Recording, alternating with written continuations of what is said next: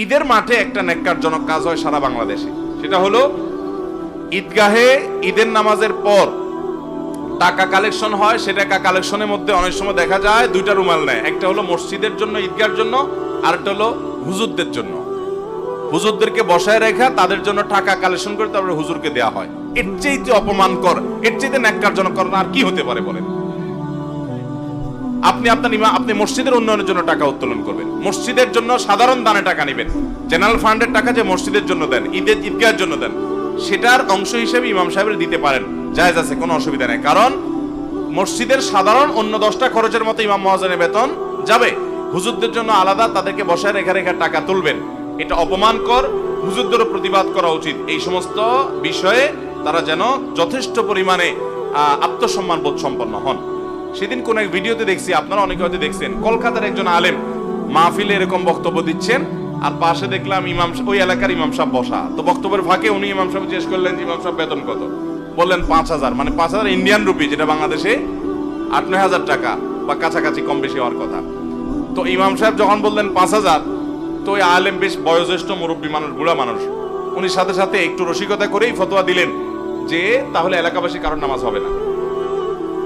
ইমামের বেতন যদি 5,000 হয় তাহলে মুসল্লি একটারও নামাজ, এটা উনি রসিকতা করে ফতোয়া দিয়েছেন। তার মানে বোঝাতে চাইছেন যে ইমামের বেতন যদি এত কম দাও যেটা দিয়ে ইমাম চলতে পারে না, তাহলে সেক্ষেত্রে তুমি ইমামের হক আদায় করছো না।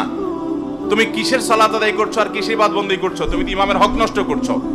ইমাম খতিবদেরকে সম্মানজনক সম্মানে দেওয়া উচিত, যাতে সমাজে তারা সুন্দরভাবে সঠিকভাবে চলতে পারে। ইমাম সাহেবদেরকে, খতিব সাহেবদেরকে, অনেক কমিটির লোকরা আছে, লাখ লাখ টাকা মসজিদের ফান্ডে আছে, কিন্তু ইমাম খতিবদের টাকা দিতে রাজি না। এরা সব জায়গায় কঞ্জুসগিরি করে, আল্লাহর ঘরে আইসাও কঞ্জুসগিরি করে, আছে না নাই? এই সমস্ত কঞ্জুসরা কখনো মসজিদ কমিটিতে দায়িত্বপ্রাপ্ত হওয়ার অধিকার রাখে না, যোগ্যতা রাখে না। ওলামায়ে কেরামকে এমন ভাবে সম্মান দিতে হবে যাতে করে তাদের আর অন্য কোনো চিন্তা করা না লাগে।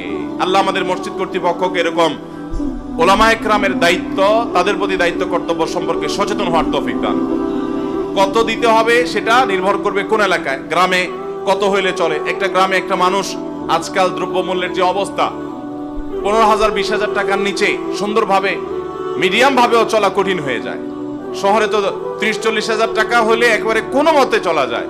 অতএব এর নিচে যদি বেতন দেওয়া হয় তাহলে সেক্ষেত্রে সেই বেতন কখনো ওই ইমামের সাধারণভাবে তার জীবন যাপন করতে তাকে সহায়তা করে না। বিধায় দায়িত্বশীল হতে হবে। অনেক মসজিদের কমিটির লোকেরা আছে, আমি জিজ্ঞাসা করি আপনাদের ইমাম সাহেবের বেতন এত কম কেন? আমাকে জবাব দেয় কি জানেন? বলে হুজুর ওনার অনেক আউট ইনকাম আছে। কি আছে? ওনার খতম আছে, দোয়া দরুদ আছে। ইমাম সাহেবরে ওই খতমের ব্যবসা লাগাইছেন তো আপনারা, বেতন দিবেন না ঠিক মতো, তো উনি কি করবে? আমাদের দেশে ইমাম সাহেবরা যদি ব্যবসা বাণিজ্য করতে যায় তাও দোষ, বলে হুজুর মানুষ দুনিয়ার পিছে লাগছে। আবার বেতনটাও ঠিক মতো দিবে না, তো ওনারা কোন দিক যাবে? এগুলো দায়িত্ব জ্ঞানহীনতা। ইমাম মানে নেতা।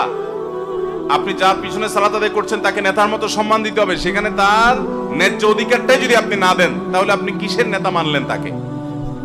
এই জন্য কোন জায়গায় যেন একটা গল্প আমি শুনছিলাম যে এক আল্লাহর বান্দা কোন একটা মসজিদ ইমামতি করে, কমিটির লোকেরা তার বেতন টেতন বাড়ায় না, বরং সবসময় কোণঠাসা করে রাখে, যা দেয় কোনো মতো তার জীবন চালানোটা সহজ হয় না, অনেক কষ্টকর হয়।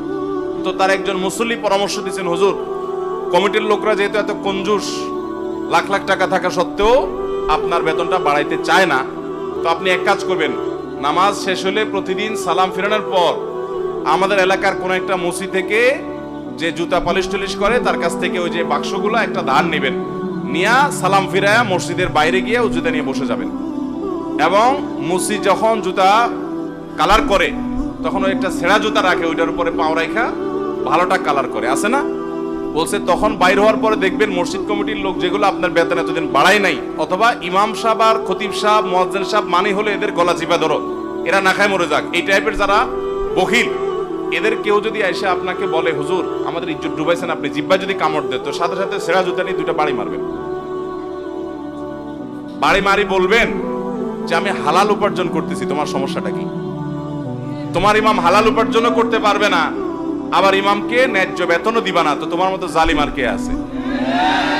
আল্লাহর ঘর যারা আবাদ করবেন, আল্লাহর ঘরে যারা দায়িত্বপ্রাপ্ত হবেন, ওলামায়ে কেরাম সম্পর্কে ব্রড মানসিকতা তাদের থাকতে হবে। আল্লাহ আমাদের সেই তৌফিক দান করুন।